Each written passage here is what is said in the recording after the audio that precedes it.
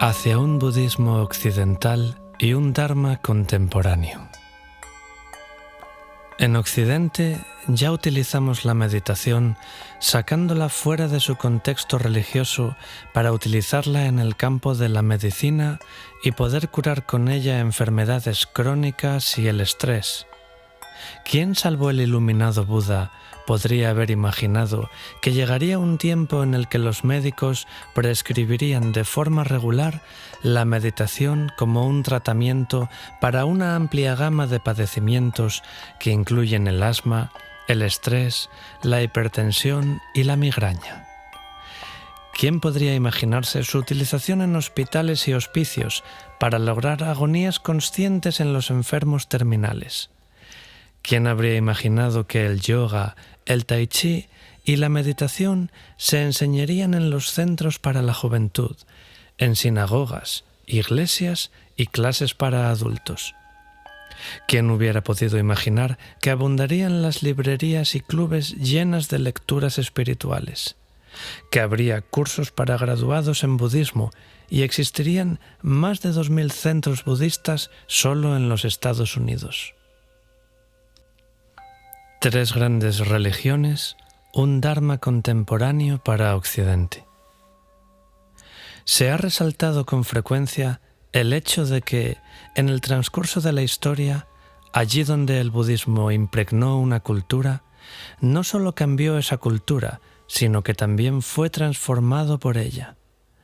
Esta es la naturaleza de la transmisión y traslación del dharma. El dharma es siempre capaz de conservar su propia esencia, mientras se renueva constantemente a fin de mantenerse accesible, aplicable y útil. El dharma es intemporal y no se encuentra atado a una cultura concreta. Su verdadera esencia, el corazón de la iluminación, no se encuentra limitado por las ataduras lingüísticas, culturales o temporales. Hoy día, el budismo se halla en un punto de contacto crítico al encontrarse con Occidente. No resulta sorprendente que haya tenido que superar formidables barreras culturales, lingüísticas, políticas y materiales, a fin de conseguir la transmisión del Dharma Buda, de Oriente a Occidente, y del pasado al presente y al futuro. Es esta una transmisión tanto a través del tiempo como del espacio, expandiéndose por continentes y océanos, desde el mundo tradicional de Oriente a la cultura posmoderna de Occidente. Hemos heredado de Asia las 3 tradiciones más importantes y sus distintas escuelas. Han sido trasladadas, sintetizadas y destiladas en forma que puedan resultar familiares aquí, en Occidente, y se han hecho de forma especial por maestros de los linajes del Zen, Vipassana y Dzogchen. Ahora, esta sabiduría está viviendo la fase fascinante de la transformación y adaptación, mientras le facilitamos su renacimiento en formas contemporáneas viables y liberadoras. Al mismo tiempo, existen grupos étnicos budistas que han formado bolsas en los que se mantienen casi intactas las tradiciones trasplantadas de sus patrias asiáticas. Se han construido fuertes puentes entre el este y el oeste, y el Dharma ha llegado al Nuevo Mundo. Este hecho crea inevitablemente toda clase de retos y de cuestiones interesantes, y hasta un cierto grado de confusión, de contradicción y paradoja. Es la primera vez que todas las importantes escuelas del budismo trabajan juntas, hombro con hombro, en un mismo lugar y al mismo tiempo. Muchos de nosotros estudiamos y practicamos con distintos maestros, los cuales pueden representar diferentes tradiciones. Así pues, es perfectamente comprensible que uno de nosotros asista a un grupo de meditación silenciosa los martes y a un grupo de cánticos o visualizaciones los viernes. No hay por qué considerar esta necesidad como algo superficial, diletante o perteneciente a un budismo pop. En Occidente, tenemos la oportunidad de poder escoger entre distintas enseñanzas y prácticas, para ver cuál de ellas encaja mejor con nuestras propias aspiraciones e intereses. En lo que podríamos denominar humorísticamente fase de compras de nuestro inicio espiritual, también podemos probar cierto número de caminos y técnicas antes de decidirnos por una en concreto y comprometernos enteramente con ella. La movilidad social existente en nuestra cultura puede constituir un magnífico catalizador para la búsqueda espiritual. Todos tenemos la oportunidad de escoger por nosotros mismos para encontrar aquello que mejor resuene y conecte con nuestra propia experiencia. Todos llegamos al budismo por distintos caminos. Hace algunos años, un buen muchacho procedente del sur de los Estados Unidos llegó a un centro de meditación de Massachusetts para llevar a cabo un programa de meditación intensiva. Después de algunos meses, quiso mantener una entrevista privada con un instructor. En el transcurso de la entrevista, confesó que cada mañana, cuando su grupo cantaba la triple oración del refugio, él solía cantar: «Tomo refugio en el Buda, en el Dharma y en el Dios Sol». En cualquier caso, tal error no parecía importante. No había alterado su meditación, que seguía progresando.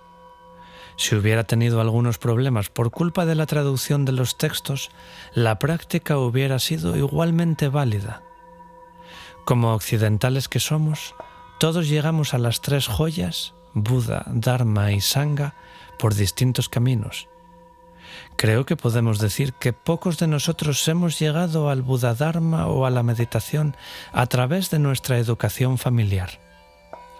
De niños unos iban a la escuela dominical, otros cantaban en los coros de la iglesia, otros estudiaban el catecismo católico y otros aprendían las plegarias hebreas y encendían los candelabros del sábat.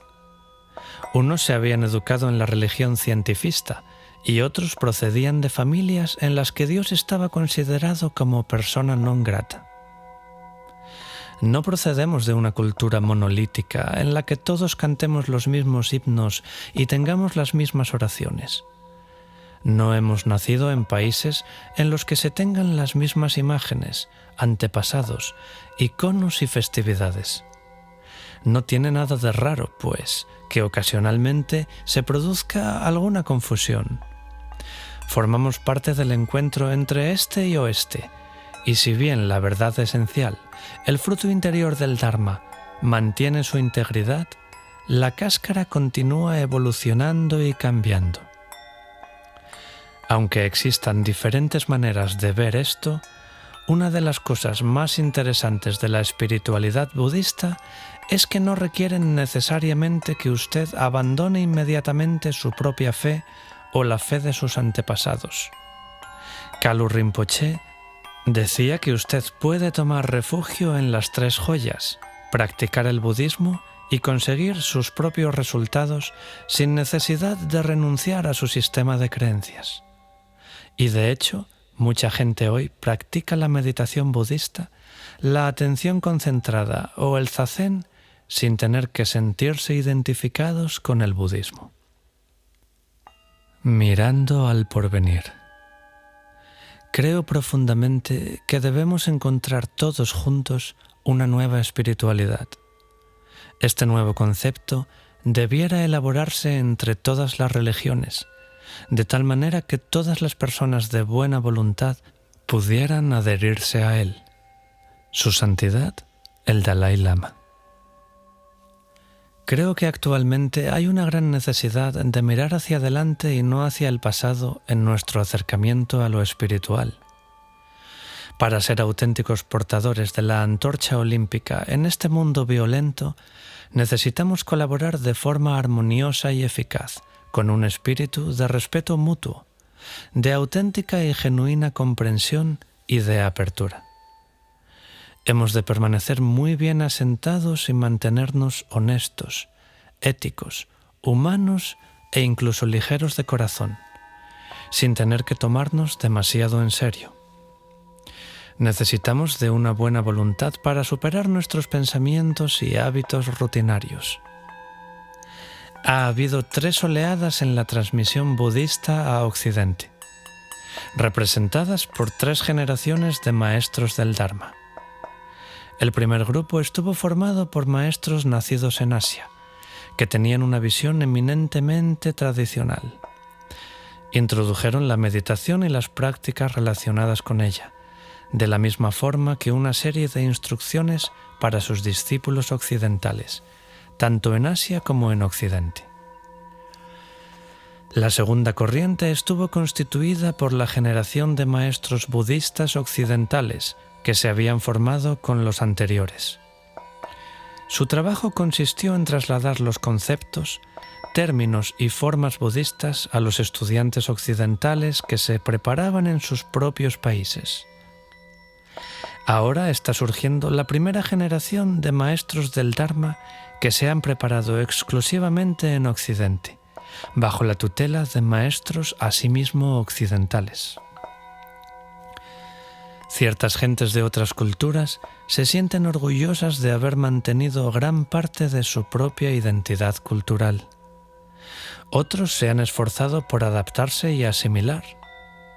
Nosotros estamos llevando a cabo un Dharma sintetizado o amalgamado, que procede de lo mejor de cuanto nos ha sido transmitido del pasado y de la cultura asiática. Esta asimilación en el Dharma es lo más útil, de acuerdo con nuestra experiencia moderna.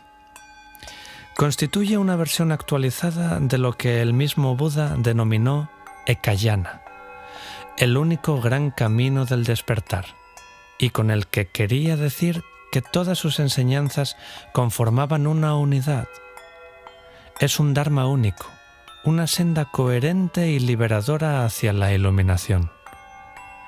Si queremos estar al día, no podemos ignorar que el paisaje moderno que nos rodea está muy influenciado por los principios democráticos, por la ecología, el pensamiento feminista, los derechos civiles, la psicoterapia, la libre empresa y los movimientos reformadores religiosos. El protestantismo alteró la cristiandad sin abandonarla. La reforma judía se liberó de muchas de las restricciones del judaísmo ortodoxo, pero siguió vinculada al corazón de la tradición hebrea. Algo parecido está sucediendo con el Buda Dharma. Creo que tales desarrollos son muy positivos, que revitalizan el Dharma con un nuevo diseño de corte occidental. Es algo así como lo que sucede con los buenos vinos de California, que se hacen con vides trasplantadas de Europa. Una de las tareas principales de los maestros occidentales de hoy día consiste en estabilizar el estudio y la práctica del Dharma budista y proporcionar liderazgo con valores nuevos, saludables e integradores del Dharma, de formas de vida budistas y prácticas contemplativas, todo ello dentro de la corriente de nuestra sociedad posmoderna. Todos debemos caminar en el Dharma de forma sana. Debemos preservar el corazón vivo del Dharma, sin sentir miedo porque pueden perecer formas trasnochadas y nazcan otras más acordes con las circunstancias actuales. Cada uno de nosotros puede hacer nacer a un Buda. En esto consiste el Dharma del hágalo usted mismo, como indicaba el propio Buda. 10 tendencias nacientes. Hablando del naciente budismo occidental, diríamos que hay como muchos hilos pequeños y llenos de color dentro del gran tapiz. Hay grupos que hacen hincapié en distintos budismos monásticos: budismo laico, budismo étnico, budismo meditativo, budismo de cánticos, budismo ritual y budismo de huesos desnudos. Hay un budismo místico y un budismo práctico, un budismo académico y un budismo terapéutico, un budismo intelectual y otro antiintelectual, de la no mente. Ciertas personas se sienten atraídas por el budismo eremítico y otras por el budismo congregacional, socialmente comprometidas con el budismo misionero, con el budismo curativo y sanador, otras con el budismo superior del camino medio, o con el budismo hebreo, con el budismo cristiano zen, con el budismo vegetariano, budismo pacifista, con el budismo tántrico de la loca sabiduría, con el budismo Vit, con el ecléctico, con la nueva era, o con el budismo del enróllese usted mismo, por citar unos cuantos. Un maestro vietnamita de Zen decía: las formas del budismo deben cambiar a fin de que su esencia permanezca inmodificable. Del budismo no puede decirse que sea algo de esto, un sistema de ética, una filosofía o una psicología, ni una religión, fe o experiencia mística. Tampoco que sea una práctica devocional, una disciplina de meditación o una psicoterapia. No obstante, engloba todo esto. Pienso que no existe realmente una cosa que pueda llamarse budismo, sino que más bien hay budistas. Cuando hablo de las 10 tendencias del budismo occidental, lo hago con ciertas reservas, de las cuales no es la menor mi énfasis en la práctica de meditación en grupos. Recuerde que se trata de tendencias nacientes y que debe existir una nueva manera de observar plenamente este planteamiento. Tendencia número 1. Meditación basada y orientada experimentalmente. Como occidentales que somos, solemos acercarnos al budismo para practicar la meditación y la contemplación, intentando con ella mejorar nuestra calidad de vida. Deseamos dotar de una mayor atención a todo lo que hacemos. Generalmente nos atrae el budismo no de una forma académica, sino porque queremos una transformación personal, una experiencia religiosa directa, y necesitamos integrar sabiduría, bondad y compasión en nuestras vidas diarias. El Dharma no es algo en lo que creemos, sino algo que hacemos. Tendencia número 2. Orientación laica. Aunque existe campo para el monasticismo tradicional, ya sea por periodos cortos o largos de tiempo, el budismo en Occidente está obviamente mucho más orientado hacia el laicismo de lo que históricamente ha estado siempre. Los practicantes nos traen ahora nuevas formas de relación personal y familiar, trabajando en el centro de Dharma para conseguir un mayor sentido para sus vidas. Tendencia número 3. Igualdad de sexos. En un esfuerzo para ir más allá de las estructuras patriarcales tradicionales y culturales, estamos desarrollando nuevas promociones, tanto de mujeres como de hombres, que sirvan de monitores y sepan dirigir grupos. Cada vez hay más mujeres maestras y están demostrando una alta calidad de enseñanza. La igualdad de sexos sigue siendo un ideal, pero es algo que puede alcanzarse. Todos nosotros, tanto hombres como mujeres, tenemos la oportunidad de cuidar nuestros aspectos femeninos y practicar un budismo en el que mantengamos nuestro corazón y nuestra mente equilibrados, respetando tanto el cuerpo como el espíritu. Estamos intentando aprender del pasado, a fin de no cometer los errores cometidos por otros. Tendencia número 4. Igualdad y democracia. El budismo occidental necesita convertirse en sabiduría occidental. Se podría anticipar que está evolucionando en formas mucho menos institucionalizadas, menos jerárquicas y más democráticas. Casi por definición, el crecimiento personal y los intereses del individuo deben primar sobre la preservación y el crecimiento institucionales. Tendencia número 5. Esencialización, simplificación y desmitificación. Se puede observar que en la mayoría de los casos se está produciendo en el budismo occidental una ausencia de los rituales, complejos y esotéricos, que quedan reservados exclusivamente para los iniciados. Los maestros occidentales enfatizan más en la esencia que en la forma. Del mismo modo que las enseñanzas tratan de adecuarse a la vida diaria. Se trata, por tanto, de un budismo práctico y orientado hacia este mundo, más que otro que sea hermético y sobrenatural. Se hace hincapié en integrar el Dharma por el camino de la atención y la compasión en nuestra vida diaria. Tendencia número 6. No sectarismo. La mayoría de los occidentales parecen apreciar vivamente diferentes tradiciones y técnicas de meditación. Hemos podido comprobar también cómo ciertas corrientes políticas, la búsqueda del poder y sectarias han creado el caos dentro de varias comunidades religiosas. Entendemos que resulta esencial esforzarse diligentemente para no caer en semejantes trampas. Como practicantes que somos, estamos interesados por lo general en profundizar y ampliar nuestra experiencia de las distintas prácticas espirituales budistas. Creo que se puede decir que tal interés corresponde a un saber apreciar los beneficios que aporta una postura de ecumenismo y no sectarismo. De hecho, muchos maestros ya han sintetizado lo mejor de distintas tradiciones en este Dharma occidental amalgamado, que se presenta como algo inevitable. El karma de Occidente constituye nuestro gran crisol. Hemos de vivir en él y sacarle el mejor provecho. Tendencia número 7. Astucia psicológica. Hay una tendencia creciente a explicar los principios budistas dentro del lenguaje de la psicología transpersonal.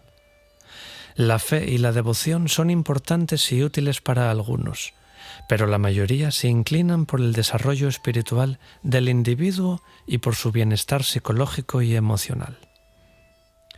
A los estudiantes del Dharma se les estimula a que lleven la espiritualidad a sus vidas, en contra de la tendencia de considerar la espiritualidad como una forma de aislarse de los temas personales. Estamos trabajando con nosotros mismos y existen un buen número de métodos y medios interdisciplinarios. La psicoterapia y el budismo suelen considerarse complementarios. Tendencia número 8. Indagación. La indagación y la investigación se hallan en línea con nuestra formación cientifista y escéptica. Hemos de esforzarnos para ser dinámicos y pioneros, en lugar de mostrarnos meros conservaduristas. Yo veo básicamente el Dharma contemporáneo como un budismo sin creencias, un Dharma que es menos doctrinario, dogmático y basado en las creencias, y por el contrario, más investigador, escéptico, racional y entregado a la investigación de nosotros mismos. El Dharma occidental debe extenderse más allá del dogma, del aislacionismo y del pensamiento fundamentalista. Tendencia número 9. Orientación comunal. A través de nuestros compartidos intereses espirituales, éticos y educacionales, estamos reforzando y construyendo nuestra comunidad espiritual, al igual que nuestras relaciones interpersonales. Se hace gran hincapié en las necesidades del Sangha, en el sentido de que debe ser una comunidad más amplia, en lugar de una asociación particular de sacerdotes y líderes religiosos. En cierta ocasión, Ananda preguntó al Buda: ¿es verdad que el Sangha, la comunidad de amigos espirituales, es la mitad de la vida santa? El Buda respondió: no, Ananda. El Sangha es la totalidad de la vida santa. Los amigos espirituales, la amistad espiritual y los simples amigos constituyen la vida santa.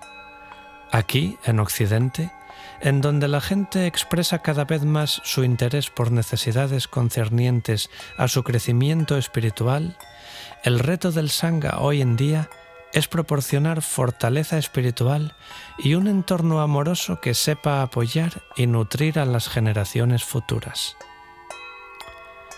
Tendencia número 10. Conciencia social y ecológica.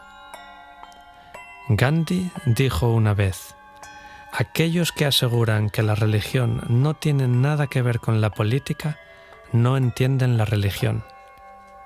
Como budistas que somos, debemos incrementar nuestros esfuerzos por extender nuestro sentido de la responsabilidad social y moral que incluye a los demás, y en especial a aquellos que sufren injusticias y privaciones.